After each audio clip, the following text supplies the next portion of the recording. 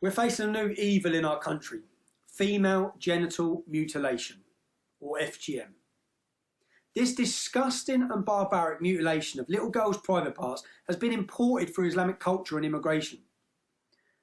The silence on this subject is truly deafening, and it's another product of fear bound by political correctness. We're allowing hundreds of thousands of innocent children to be brutally mutilated in the name of political correctness. I've spent the best part of a decade watching countless negative impacts on society from Islam, whilst at the same time I watch politicians, police and social workers bury their heads in the sand and pretend that none of it's happening. In all this time, I've never ever heard from any of our police leadership that they have the decency to stand up to FGM. Instead, they cower, blinded by political correctness. Our country has failed and betrayed these girls. When our leaders talk about racial divides in our country, they willfully ignore the brutality of FGM. So now I'm going to raise some of these issues. Let's start with the facts.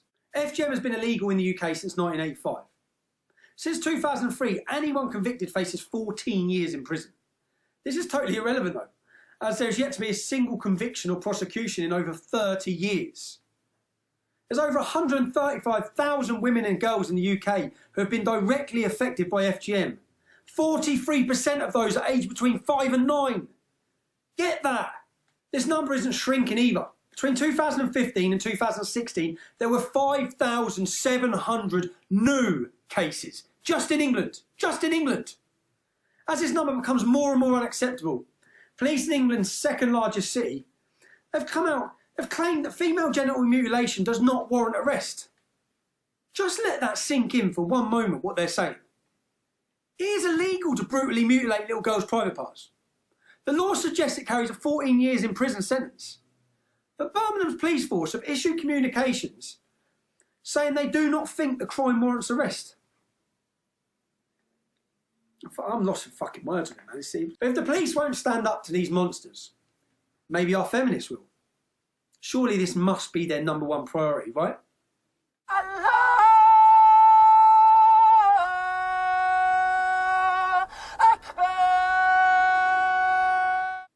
Clearly not. Clearly the beach body poster is one of the most important issues facing women or girls today.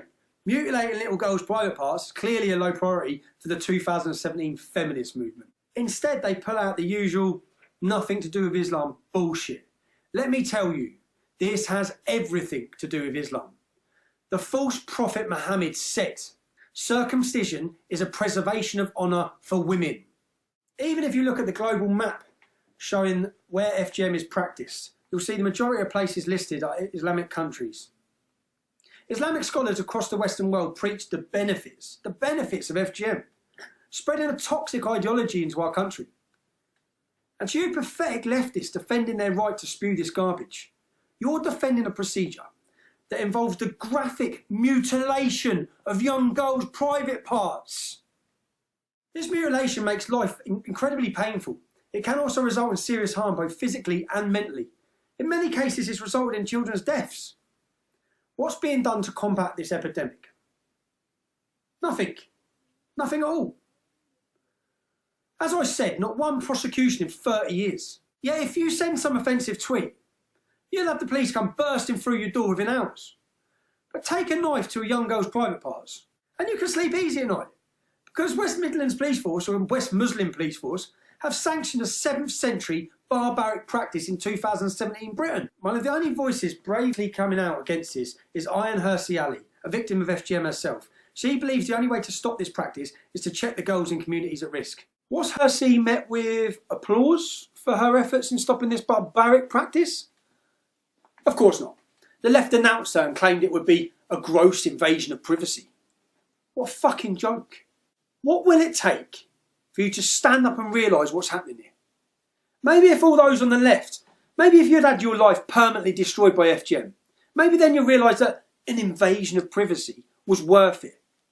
And to the Islamist parents who criticised her, if you can't uphold basic human values, there's plenty of other cultures more suited to your morality. Go buy a one-way ticket and fucking do one.